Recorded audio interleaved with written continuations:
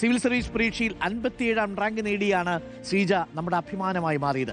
ശ്രീജയുടെ മാതാപിതാക്കളും നമുക്കൊപ്പം ചേരുന്നുണ്ട്. ശ്രീജയ്ക്കും ശ്രീജയുടെ അച്ഛനും അമ്മയ്ക്കും സ്വാഗതം. നമസ്കാരം ജയകുമാർ. നമസ്കാരം ശ്രീജമ്മ. നമസ്കാരം ശ്രീജ. Good morning.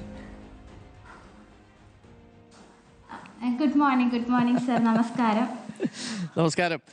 ഏറെ സന്തോഷമുള്ളൊരു ദിവസമാണ്, സ്വപ്നം കണ്ടൊരു ദിവസം അല്ലേ? ഇന്നത്തെ രാവിലെ എഴുന്നേൽക്കുമ്പോൾ ശ്രീജയുടെ ഒരു മനസ്സിലൊരു സന്തോഷം ഉണ്ടാവുമല്ലോ. ഇന്നലത്തെ ദിവസത്തെ പ്രഭാതത്തെക്കാൾ ഇന്നത്തെ ദിവസത്തിന് കൂടുതൽ ഭംഗിയുള്ളതായിട്ട് തോന്നുന്നുണ്ടോ ശ്രീജ? അതെ, രാത്രി ഉറങ്ങാൻ പറ്റിയിട്ടില്ല, അപ്പോൾ അതുകൊണ്ടുള്ള ആ ഒരു ഇതൊക്കെ ഉണ്ട്. പക്ഷെ എന്നാലും ഒത്തിരി സന്തോഷമുണ്ട്. കാരണം ഇന്നലെയൊക്കെ ഭയങ്കര ടെൻഷനായിരുന്നു രാവിലെയൊക്കെ, പക്ഷെ ഇന്ന് ആ ടെൻഷനൊന്നും ഇല്ല. അതുകൊണ്ട് സന്തോഷം ആണ് ഇപ്പോഴും. ഓക്കെ ശ്രീജ, ഞാൻ ഇപ്പോൾ വായിക്കായിരുന്നു, കേൾക്കുമായിരുന്നു, എൻ്റെ റിപ്പോർട്ടർ പറയുകയും ചെയ്തു ആ വീടൊക്കെ പെയിന്റ് അടിച്ചതേ, ഇപ്പോൾ വീട് ഇരിക്കുന്ന സ്ഥലം പെയിന്റ് അടിച്ചത് അച്ഛനും മോളും കൂടിയാണെന്ന് കേട്ടു. ശരിയാണോ? അതെ അതെ. ഞാൻ ഹോളൊക്കെ ഞാനും അച്ഛനും എൻ്റെ അനിയനും കൂടെ ചേർന്നാണ് പെയിന്റ് അടിച്ചത്. പക്ഷെ എൻ്റെ മുറി ഞാനും എൻ്റെ അച്ഛനും കൂടെയാണ് പെയിന്റ് ചെയ്തത്. മെയിൻസ് എക്സാം കഴിഞ്ഞത് ഓഗസ്റ്റ് 31-നായിരുന്നു. അപ്പം ആ നെക്സ്റ്റ് വീക്ക്, ആ ഓണത്തിൻ്റെ സമയത്താണ് ആ റൂം 2 ദിവസം എടുത്താണ് പെയിന്റ് ചെയ്തത്. ഒരു പക്ഷേ ഇത് ഇന്ത്യയുടെ ചരിത്രത്തിൽ ആദ്യമായിട്ടായിരിക്കും കേട്ടോ, സിവിൽ സർവീസിന്റെ മെയിൻ പരീക്ഷ കഴിഞ്ഞ് സ്വന്തം വീട്ടുമുറി. ഇപ്പോൾ അതൊരു കൗതുകം കൊണ്ട് പെയിന്റ് ചെയ്യുന്നവരൊക്കെ ഉണ്ട്, ഒരു പാഷനായിട്ടായിട്ട്. ശ്രീജ അങ്ങനെ കൗതുകം കൊണ്ട് ചെയ്തതല്ലോ, എന്നാൽ പിന്നെ നമുക്ക് തന്നെ അങ്ങ് ചെയ്തേക്കാം എന്ന് കരുതി അങ്ങ് ചെയ്തതല്ലേ? അതെ, തീർച്ചയായിട്ടും. അത് അത്യാവശ്യം നല്ല വൃത്തികേടായിരുന്നു, അഴുക്കൊക്കെ ആയിട്ട്. പാലാച്ചിന് ശേഷം അതൊരു 20 വർഷങ്ങൾക്ക് ശേഷം ചെയ്തിട്ടില്ല. അപ്പോൾ അങ്ങ് വിചാരിച്ചു ചെയ്തേക്കാം, എന്തായാലും ഫ്രീ ആയിട്ട് ഇരിക്കുമല്ലേ, ഒരു ഡിസ്ട്രാക്ഷനും ആവും, അങ്ങനെ ചെയ്തതാണ്. ഓക്കെ ശ്രീജ, പ്രേക്ഷകർക്ക് അറിയേണ്ട ഒരു കാര്യം എന്താണെന്ന് വെച്ചാൽ, ഇതൊക്കെ പണ്ട് കാലത്ത് പറയും സിവിൽ സർവീസ് എന്നൊക്കെ പറഞ്ഞാൽ ഈ നമ്മുടെ കൊണാട്ട് പ്ലേസിൽ ജനിച്ച അപ്പർ ക്രൈസ്റ്റിന്റെ സന്തതികൾ എന്നൊരു പ്രയോഗമുണ്ട്. ആ പ്രയോഗം നടത്തിയത് നമ്മുടെ മലയാറ്റൂർ രാമകൃഷ്ണനാണ്. യന്ത്രം എന്ന നോവലിലാണ് അങ്ങനെ ഒരു പ്രയോഗം നടത്തുന്നത്. എന്ന് പറഞ്ഞു കഴിഞ്ഞാൽ ഇതൊന്നും സാധാരണക്കാർക്ക് പറ്റുന്ന പരിപാടിയല്ല. ഇത് വളരെ കാശുള്ള, ഡൽഹിയിലൊക്കെ പോയി സിവിൽ സർവീസ് അക്കാഡമിയിലൊക്കെ പോയി പഠിക്കുന്നവർക്ക് മാത്രമേ പറ്റൂ എന്നൊക്കെ ധരിച്ചുകൊണ്ടിരിക്കുന്ന മനുഷ്യരുണ്ട്. നമ്മൾ ധന്യയുടെ വിജയം കണ്ടപ്പോൾ അത് പറഞ്ഞിരുന്നു പ്രേക്ഷകരോട്, ഇതൊക്കെ നമുക്കും പറ്റും. ശരിക്കും ഇതൊക്കെ നമുക്കും പറ്റുന്ന പരിപാടിയാണ് എന്ന് ശ്രീജ തെളിയിച്ചു അല്ലേ? അതെ, തീർച്ചയായിട്ടും. ഏതൊരു സാധാരണക്കാരനും പഠിക്കാൻ ആഗ്രഹം ഉണ്ടെങ്കിൽ, ആ ഒരു വിൽ പവർ ഉണ്ടെങ്കിൽ എന്തുകൊണ്ടും സാധിക്കുന്ന ഒരു കാര്യം തന്നെയാണ് സിവിൽ സർവീസ് എക്സാം. ഈ ജയകുമാർ അച്ഛൻ എന്ത് പറയുന്നു? നമസ്കാരം. സന്തോഷമായിരിക്കും ഷീജാമ്മയ്ക്കും രണ്ടുപേർക്കും. അവസാനം നിന്ന് ഈ നമസ്കാരം. നമസ്കാരം. നമസ്കാരം. ഞാൻ അരുണാണ്, റിപ്പോർട്ടറിൽ നിന്നാണ്. എനിക്ക് അങ്ങേ കാണാൻ പറ്റുന്നുണ്ട്, അങ്ങേക്ക് എന്നെ കാണാൻ പറ്റുന്നില്ല. അറിയാം. ഇല്ല, കാണാൻ പറ്റുന്നില്ല. എനിക്കും മോള് ഇങ്ങനെ എത്തും എന്നുള്ള വിശ്വാസം എനിക്കുണ്ട്. നമ്മൾ മോൾക്ക് നല്ല ധൈര്യം കൊടുക്കണുണ്ട്. അതിനേക്കാൾ ഉപരി ഇവള് കൊറോണ സമയത്ത് ഞാനും എൻ്റെ മോനും ഇവിടെ ഉണ്ട്. ഞാൻ ജോലി ചെയ്തുകൊണ്ട് വരുമ്പോൾ 5 ലിറ്റർ പ്രൈമർ വാങ്ങിച്ചിട്ടുണ്ട്. ഈ വീടെല്ലാം ഒരുമാതിരി പിള്ളേരൊക്കെ വരച്ച് എല്ലാം കയറി പൂറ കിടന്നു. നമ്മളാണ് ഇവിടെ കഴി പറക്കി ഇത്രയും ആക്കി വെച്ചത് കൊറോണ സമയത്ത്. അപ്പോഴും ഇവള് മദ്രാസിൽ പഠിച്ചുകൊണ്ടിരിക്കുമ്പോൾ താഴെ ഇരുന്നാണ് പഠിക്കുന്നത്. അപ്പോൾ അമ്മ ഇവിടെ വന്നു. അപ്പം അമ്മ ഇവിടെ ആ മുറിയിൽ അവൾ കിടക്കും. ഇവിടുന്ന് മോളി ഓർത്തേക്ക് പോകണമെന്ന് പറഞ്ഞാൽ അവിടെ മോളി കയറും. ആ മോളി അങ്ങനെയാണ് കഴിഞ്ഞ ഓണത്തിന് 5 ലിറ്റർ പ്രൈമർ വാങ്ങിച്ചുകൊണ്ട് വന്നു. നമ്മൾ രണ്ടുപേരും കൂടെ ഉത്തരാടത്തിൻ്റെ അന്ന് വാങ്ങിക്കുന്ന തിരുവോണത്തിൻ്റെ അന്ന് അടിക്കുന്നു. ഒറ്റ ദിവസം കൊണ്ട് വൃത്തിയാക്കി ആദ്യം തന്നെ അടിച്ചത്. അത് വൃത്തികേടായിട്ട് കിടന്നതാണ്. അവളെ പിള്ളേർ തന്നെ പറഞ്ഞു, ആരെങ്കിലും വരും, അച്ഛ എന്തെങ്കിലും ആരെങ്കിലുമൊക്കെ വരും, നമ്മളെ നോക്കി വരും, അപ്പം ചെയ്യണം എന്ന് പറഞ്ഞു. അപ്പം ഞാൻ പറഞ്ഞു നമുക്ക് ചെയ്യാം. പിന്നെ ജനൽ കമ്പി അടിക്കും, അവളടിച്ച് പുറം ഞാൻ ഏണി വെച്ച് കെട്ടി. നമ്മൾ ഇന്ന പണിക്കല്ലേ പോണ, കൊത്തൻ്റെ കയ്യാൾ പണിക്ക് അല്ലേ പോണത്. എല്ലാ ജോലിയും ഞാൻ ചെയ്യും, മേശരിപ്പണിയും ചെയ്യും, എല്ലാം ചെയ്യും. അങ്ങനെ നമ്മൾ അതെല്ലാം അടിച്ചെടുത്ത് എനിക്ക് സിവിൽ സർവീസ് ഒന്ന് ശ്രമിച്ചാൽ കൊള്ളാം എന്ന് ശ്രീജ വീട്ടിൽ പറയുമല്ലോ. അപ്പൊ എന്താ തോന്നിയത്? ഇത് മോളെ കൊണ്ട് പറ്റുന്ന കാര്യമാണ് എന്ന് തോന്നിയിരുന്നു? അവളെ കൊണ്ട് നമ്മൾ ഫുൾ സപ്പോർട്ട് കൊടുക്കണല്ലേ, ചെയ്യാൻ പറ്റും. അവളെ കൊണ്ട് അവൾക്ക് എനിക്ക് നമ്മൾ അവിടെ എതിര് പറയണില്ല. അച്ഛാ ഇന്ന ചെയ്യണം. ഇതുവരെ നമ്മൾ അവളെ കൂടെ, ഞാനും എൻ്റെ ഭാര്യയായിരുന്നാലും ഇന്നത് പഠിക്കണം ഒന്നുമില്ല. മക്കളെ ഇഷ്ടം, മക്കളെ ഇഷ്ടം പോലെ ചെയ്യും. നമ്മൾ ഫുൾ സപ്പോർട്ടുണ്ട്. എന്നാലും ഈ നമ്മൾ ഫുൾ സപ്പോർട്ടുണ്ട്. വരുമാനം വളരെ കുറവാണല്ലോ. അപ്പൊ ചോദിച്ചില്ല മക്കളെ അവൾ അതിന്റെ കൂടെ ഇരിക്കുന്നതാണ്, ചോദിച്ചാൽ പറഞ്ഞുതരും. ഓ ആ പൈസയുടെ കാര്യം പറഞ്ഞില്ലേ, പൈസയുടെ കാര്യം അതൊന്നും നീ നോക്കണ്ട. പൈസയുടെ കാര്യം നീ അത് പൈസയൊന്നും വിശേഷിക്കണ്ട. പൈസയൊക്കെ നമുക്ക് ഉണ്ട്. അവസാനം നിട്ടം പള്ളിയിൽ നിന്ന് തന്നെ കൊണ്ടുവന്നു പൈസ. അവസാനം അങ്ങോട്ട് പോകാനും കൊണ്ടുവരാനും പിന്നെ എൻ്റെ അളിയന്മാർ സഹായിച്ചിട്ടുണ്ട്. അമ്മ കിട്ടുന്ന പൈസ തന്നിട്ടുണ്ട്. പിന്നെ കുടുംബശ്രീയിൽ നിന്ന് ലോണും ജനശ്രീയിൽ ലോൺ എടുത്തിട്ടുണ്ട്. പിന്നെ അവർക്ക് ശ്വാസം മുട്ടലുണ്ട് എൻ്റെ ഭാര്യയ്ക്ക്. ഒരു ദിവസം പണി ചെയ്തിട്ട് വരുമ്പോൾ പറയും സ്പ്രേ വാങ്ങിക്കും, 450 രൂപ ആവും സ്പ്രേ വാങ്ങിക്കൊണ്ട് വരുമ്പോൾ. ബാക്കി എത്ര രൂപ കാണും? ബാക്കി കൊണ്ട് ഞാൻ ബാക്കി കൊണ്ട് പൈസ വീട്ടിൽ കൊണ്ട് കൊടുക്കും.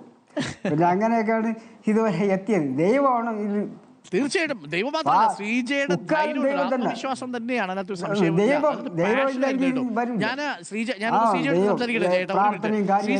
ശ്രീജ അവിടെ എഴുതി വെച്ചത് കണ്ടിട്ടേ ശരിക്കും പറഞ്ഞാൽ ഞാൻ ഒരുപാട് കുട്ടികളോട് പലപ്പോഴും പറഞ്ഞു കൊടുക്കണം, നമ്മൾ എന്താണോ സ്വപ്നം കാണുന്നത് അതൊരു ദിവസം യാഥാർത്ഥ്യമാണെങ്കിൽ അത് നമ്മുടെ കൺമുന്നിൽ കാണണം.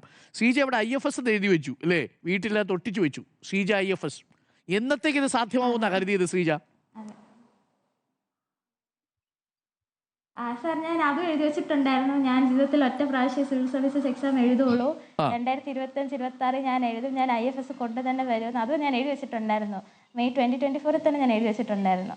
ഇത് എഴുതി വയ്ക്കുന്നത് 2024 അടുത്ത വർഷം ഞാൻ സിവിൽ സർവീസ് എഴുതും, ഒറ്റ തവണ എഴുതൂ.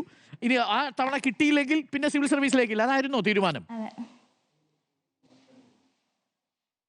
അങ്ങനെയല്ല സാർ, എനിക്ക് ഭയങ്കര വാശിയായിരുന്നു ആദ്യ ശ്രമത്തിൽ തന്നെ IFS കൊണ്ടുവരണമെന്നുള്ളത്. ഞാൻ അടുത്തൊരു അറ്റംപ്റ്റിനെ കുറിച്ച് അങ്ങനെ വലുതായിട്ട് ഇടയ്ക്കിടയ്ക്ക് ആലോചിക്കും, പക്ഷെ എന്നാലും അത് ഞാനൊരു ഗോളായിട്ട് വെച്ചിട്ടില്ല. എൻ്റെ ഒറ്റ ഗോൾ ഉണ്ടായിരുന്നുള്ളൂ, ഈ ഒരു അറ്റംപ്റ്റ് കൊടുക്കുക, IFS കൊണ്ടുവരിക, അത്ര ഉണ്ടായിരുന്നുള്ളൂ. ഈ സിവിൽ സർവീസ് എന്നുള്ള ലക്ഷ്യത്തിലേക്കൊക്കെ ഇപ്പൊ കടന്നു കയറണമെങ്കിൽ എന്തെങ്കിലും ഒരു മോട്ടിവേഷൻ വേണമല്ലോ, എവിടെന്നെങ്കിലുമൊക്കെ ഒരു മോട്ടിവേഷൻ കിട്ടണം. ചില ആളുകൾക്ക് ചിലർ പറഞ്ഞ കഥയായിരിക്കും, ചിലർ എവിടെയെങ്കിലും ആരുടെയെങ്കിലും അഭിമുഖം കണ്ടിട്ടുണ്ടാവും, ചിലർ സിനിമയിൽ നിന്ന് ചില രംഗങ്ങൾ കണ്ടിട്ടുണ്ടാവും.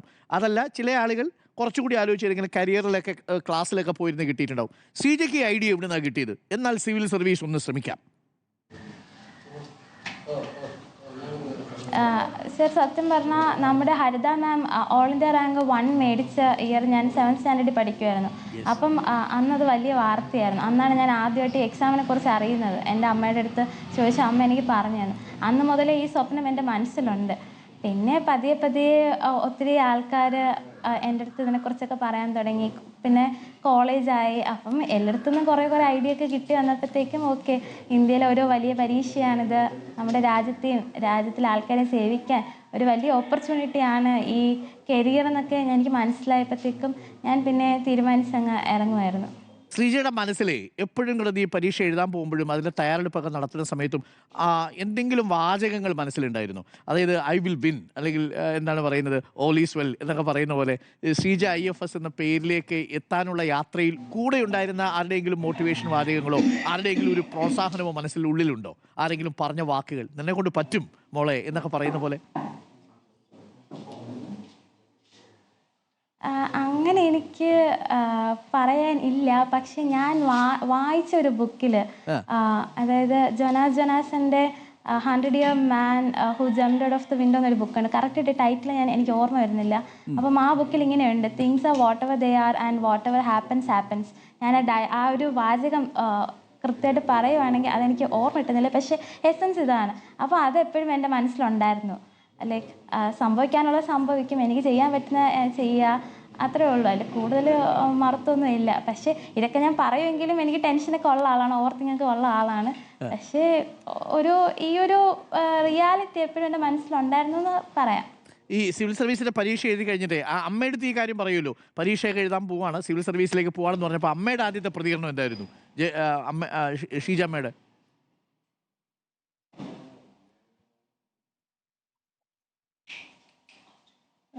അല്ല, അത് ശ്രീജ പറഞ്ഞാൽ മതി. മക്കളുടെ ആഗ്രഹം എന്താണോ അത് ചെയ്യാൻ പറഞ്ഞു. ഞാൻ പറഞ്ഞപ്പോഴത്തേക്കും അമ്മ പ്രത്യേകിച്ച് അങ്ങനത്തെ റിയാക്ഷൻ ഒന്നുമില്ല. അമ്മ പറഞ്ഞാൽ നിനക്ക് ചെയ്യാൻ പറ്റും, നീ അങ്ങ് ചെയ്താൽ മതി, കൂടുതലൊന്നും ഇല്ല, നീ അങ്ങ് ഇറങ്ങി തിരിച്ച് നിനക്ക് കിട്ടും. അമ്മ അങ്ങനെ ഒരുപാട് റിയാക്ട് ചെയ്യുന്ന ആളൊന്നും അല്ല. അമ്മ ഭയങ്കര കാം ആൻഡ് ക്വയറ്റ് ആയിട്ടുള്ള ഒരാളാണ്. അപ്പം അമ്മ കുറഞ്ഞ വാക്കുകളിൽ കുറേ കാര്യങ്ങൾ പറയും. അതാണ് എൻ്റെ അമ്മ. സപ്പോർട്ടായിരുന്നു. ഓക്കെ. അത് കഴിഞ്ഞ് ഇന്റർവ്യൂവിന് പോകുന്ന സമയത്ത് എനിക്ക് ഒരുപാട് ചോദ്യങ്ങളൊക്കെ ചോദിച്ചതായിട്ട് ഞാൻ കേട്ടു. ഞാനിതിപ്പോൾ വായിക്കുകയും ചെയ്തു. നമ്മുടെ ചിപ്സിൻ്റെ ടേസ്റ്റ് മുതൽ ക്യൂബൻ മിസൈൽ ക്രൈസിസ് വരെ ചോദിച്ചു എന്നാണ് അറിയുന്നത്. അപ്പോൾ അതിനൊക്കെ പോകുന്നതിന് മുമ്പ് ഒരു കോൺഫിഡൻസ് ഒക്കെ ബിൽഡപ്പ് ചെയ്യണമല്ലോ. പരീക്ഷയൊക്കെ എഴുതി വൃത്തിയായിട്ട് എഴുതി നല്ല മാർക്കൊക്കെ കിട്ടി, കിട്ടുമെന്ന പ്രതീക്ഷയുണ്ടായിരുന്നു. സിവിൽ സർവീസിലേക്ക് പോകുമ്പോൾ കിട്ടുന്നൊരു ആത്മവിശ്വാസം ഉണ്ടല്ലോ. കൂടെ വരുന്ന ആളുകളെല്ലാവരും ഈ പറയുന്ന വലിയ കോച്ചിങ് സെൻ്ററുകളിലൊക്കെ പഠിച്ച് ഒക്കെ വരുന്ന ആൾക്കാരായിരിക്കുമല്ലോ. അപ്പോൾ ആ ഒരു കോൺഫിഡൻസ് എവിടെ നിന്നാണ് ബിൽഡപ്പ് ചെയ്ത് വന്നത് ശ്രീജ? അത് എനിക്ക് തോന്നുന്നു, എനിക്ക് പണ്ട് മുതലേ ഒരു വല്ലാത്തൊരു വാശിയൊക്കെ ഉണ്ട്. എന്നെ കൊണ്ട് പറ്റും, അങ്ങനെ ലിമിറ്റേഷൻസ് ഒക്കെ എൻ്റെ മൈൻഡിലാണെന്നുള്ളൊരു തോട്ട് എനിക്കുണ്ട്. അത് എനിക്ക് റിയലൈസ് ചെയ്യാൻ കുറച്ച് സമയമെടുത്തു. കാരണം എനിക്ക് ഓർമ്മയുണ്ട്, ഞാൻ പോകുന്നതിന് എല്ലാ സ്റ്റേജിനും മുന്നേ, എല്ലാ എക്സാമിനും മുന്നേ എൻ്റെ മെൻറ്റേഴ്സും അച്ഛനും അമ്മയൊക്കെ എൻ്റെ അടുത്ത് പറയും, ലൈക്ക് നിന്നെ കൊണ്ട് ചെയ്യാൻ പറ്റും, യു വിൽ പ്രിവെയിൽ എന്നൊക്കെ പറയും. എസ്പെഷ്യലി എൻ്റെ മെൻറ്റേഴ്സൊക്കെ പറയും. അപ്പം ഞാൻ തിരിച്ച് റെസ്പോണ്ട് ചെയ്യുന്ന യെസ് സാർ എന്നെ കൊണ്ട് പറ്റും. പിന്നെ നമ്മുടെ മസിൽ പിടിച്ച് നിൽക്കുന്ന കുറച്ച് ഇമോജീസൊക്കെ ഞാൻ അങ്ങ് സെൻഡ് ചെയ്യും, ഫയറിൻ്റെ ഇമോജീസൊക്കെ സെൻഡ് ചെയ്യും. അപ്പം ടുവേർഡ്സ് എൻ്റെ ആകുമ്പോഴത്തേക്ക് എനിക്ക് ആ ഫയർ ഓട്ടോമാറ്റിക്കലി എങ്ങനെയെങ്കിലുമൊക്കെ വരും. പിന്നെ ഞാനങ്ങ് പോകും. ഇപ്പം ഇൻ്റർവ്യൂവിൻ്റെ സമയത്തും ഇതായിരുന്നു. ഞാൻ ഭയങ്കര കോൺഫിഡൻസോടെ, എനിക്കറിയത്തില്ല എവിടെ നിന്നാണ് ഈ കോൺഫിഡൻസ് ഒക്കെ വരുന്നതെന്ന്. പക്ഷേ അവിടെ ഭയങ്കര ബോൾഡായിട്ട് നിൽക്കാനും അകത്തങ്ങനെ ആ ഒരു ബോൾഡ്നെസ്സോടെ കയറാനും തിരിച്ചിറങ്ങി വരുമ്പം അതിനേക്കാളേറെ സന്തോഷത്തോടെ ഇറങ്ങി വരാനും ഒക്കെ അത് എങ്ങനെയാണ് സാധിച്ചതെന്ന് എനിക്ക് ഇപ്പോഴും അറിയത്തില്ല. പക്ഷേ അതൊക്കെ ഓവർ ദ ടൈം എനിക്ക് തോന്നുന്നു അത് വന്നതാണ്, ഡെവലപ്പ് ആയതാണ്. ഡൽഹി പോയത് അച്ഛനമ്മയുടെ കൂടെയാണോ ഡൽഹി പോയത്, അതോ ഒറ്റയ്ക്കാണോ പോയത്? അച്ഛനമ്മ ഉണ്ടായിരുന്നോ ഡൽഹിയിൽ ഇന്റർവ്യൂവിന് പോകുമ്പോൾ? എൻ്റെ കൂടെ എൻ്റെ അച്ഛനാണ് വന്നത്. ഓക്കെ. അമ്മ ഡൽഹി കണ്ടിട്ടുണ്ടോ? ഇല്ല, അമ്മയെ കൊണ്ട് ഞാൻ ഉടനെ പോകുന്നതായിരിക്കും ഡൽഹിയിലോട്ട്. അപ്പൊ ഈ യാത്ര ചെയ്യാനൊക്കെ താല്പര്യമുള്ള കൂട്ടത്തിലാണ്. മോളെടുത്ത് ഈ റിസൾട്ട് വരുന്ന സമയത്ത് എന്താ ശ്രീജ എടുത്ത് ശ്രീജാമ്മ പറഞ്ഞത്? റിസൾട്ട് അറിയുന്ന സമയത്ത് ആദ്യം ആരെയാ റിസൾട്ട് അറിയുന്ന സമയത്ത് ആദ്യം ആരെയാ വിളിക്കുന്നത് ശ്രീജ? ഞാൻ ആദ്യം റിസൾട്ട് PDF ഞാൻ ഫൈൻ ഇട്ടപ്പോഴത്തേക്കും ശ്രീജ കണ്ടു. പിന്നെ 57 കണ്ടു. വിശ്വസിക്കാൻ പറ്റിയില്ല ഞാനാണെന്ന്. ഞാൻ വീണ്ടും ആദ്യം മുതൽ നോക്കി. അപ്പം വീണ്ടും 57 കണ്ടു. അപ്പം മനസ്സിലായി ഞാനാണെന്ന്. ഞാൻ പിന്നെ പെട്ടെന്നൊരു വിളിയായിരുന്നു. എൻ്റെ ഫസ്റ്റ് ഫ്ലോറിലെ മുറിയിൽ ഇരിക്കുമായിരുന്നു.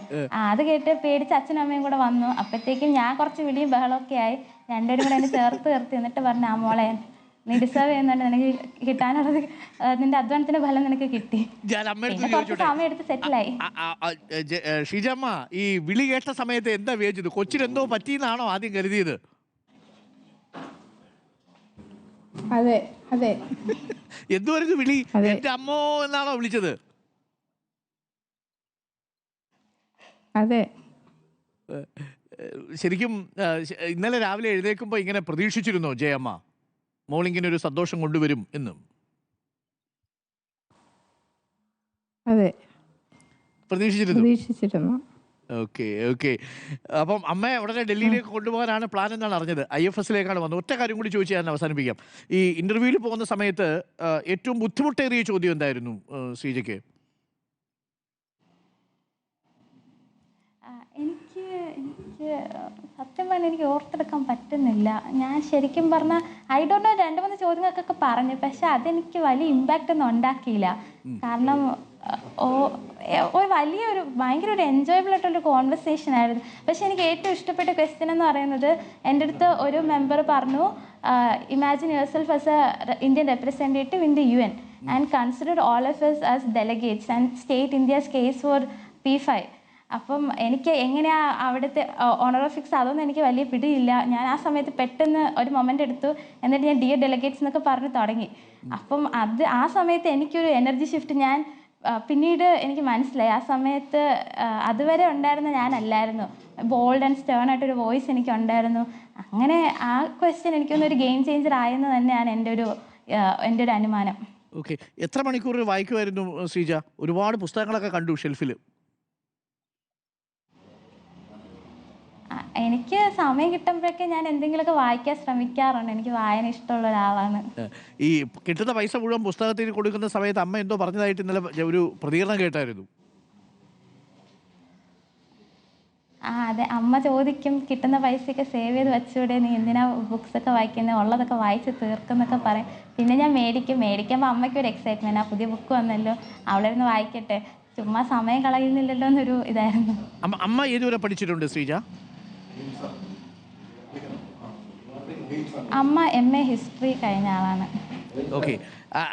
അപ്പോൾ എനിക്ക് അവിടെ MP എത്തിയിട്ടുണ്ട്, റഹീം അവിടെ എത്തിയിട്ടുണ്ട്, അഭിനന്ദിക്കാൻ വേണ്ടി എത്തിയിട്ടുണ്ടെന്ന് തോന്നുന്നു. അപ്പോൾ എല്ലാവിധ ആശംസകളും നേരുന്നു. അപ്പോൾ ഓക്കെ, ശ്രീജ കുടുംബത്തോടൊപ്പം